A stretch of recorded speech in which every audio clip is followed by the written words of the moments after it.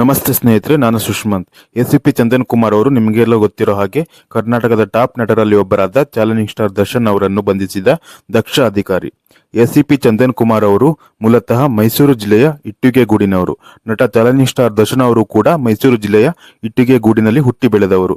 ಹಾಗಾಗಿಯೇ ಬಾಲ್ಯದಿಂದಲೇ ನಟ ತೂಗುದೀಪ್ ಶ್ರೀನಿವಾಸ್ ಅವರ ಕುಟುಂಬವನ್ನು ಗಮನಿಸುತ್ತಿದ್ದರು ಹಾಗೂ ಒಂದೇ ಏರಿಯಾದಲ್ಲಿ ಇದ್ದವರು. ಎಸಿಪಿ ಚಂದನ್ ಕುಮಾರ್ ಅವರು ಡಿಪ್ಲೊಮಾ ಮತ್ತು ಇಂಜಿನಿಯರಿಂಗ್ ಶಿಕ್ಷಣ ಪಡೆದಿದ್ದಾರೆ. ನಂತರ ಇನ್ಫೋಸಿಸ್ನಲ್ಲಿ ಮತ್ತು ಆಸ್ಟ್ರೇಲಿಯಾದಲ್ಲಿ ಕಂಪನಿಯಲ್ಲಿ ಕೆಲಸ ಮಾಡುತ್ತಿದ್ದರು.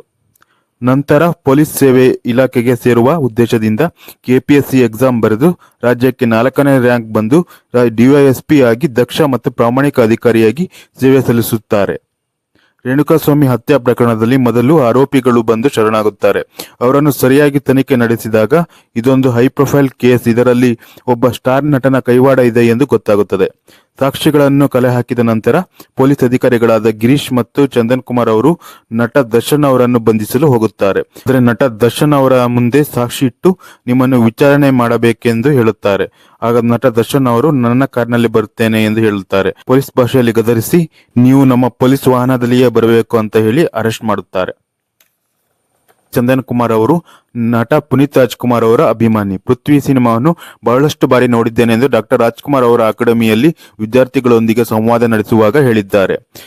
ನಮ್ಮ ಅಪ್ಪು ಅವರದ್ದು ಒಂದು ಫಿಲಂ ಇದೆ, IAS officer. Very nice movie. ಅದು ಮೋರ್ ಪ್ರಾಕ್ಟಿಕಲ್ ಇದೆ. Prithvi movie is more practical movie, ಹೇಗ್ ನಡೆಯುತ್ತೆ ಅಂತ something like that.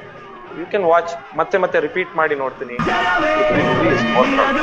Puneeth Rajkumar ಅವರು ಪೃಥ್ವಿ ಸಿನಿಮಾದಲ್ಲಿ IAS ಅಧಿಕಾರಿಯಾಗಿ ಹೇಗೆ ದುಷ್ಟರ ವಿರುದ್ಧ ಹೋರಾಡುತ್ತಾರೋ ಹಾಗೆಯೇ ಎಸಿಪಿ ಚಂದನ್ ಕುಮಾರ್ ಅವರು ಕೂಡ ದಕ್ಷ ಪ್ರಾಮಾಣಿಕ ಅಧಿಕಾರಿಯಾಗಿ ಯಾವುದೇ ರಾಜಕೀಯ ಒತ್ತಡಕ್ಕೆ ಒಳಗಾಗದೆ ಕರ್ನಾಟಕದ ದೊಡ್ಡ ಅಭಿಮಾನಿ ಬಳಗವನ್ನು ಹೊಂದಿದ್ದ ನಟನನ್ನು ನ್ಯಾಯಾಂಗದ ಸುಪರ್ದಿಗೆ ಒಳಪಡಿಸಿದ್ದಾರೆ.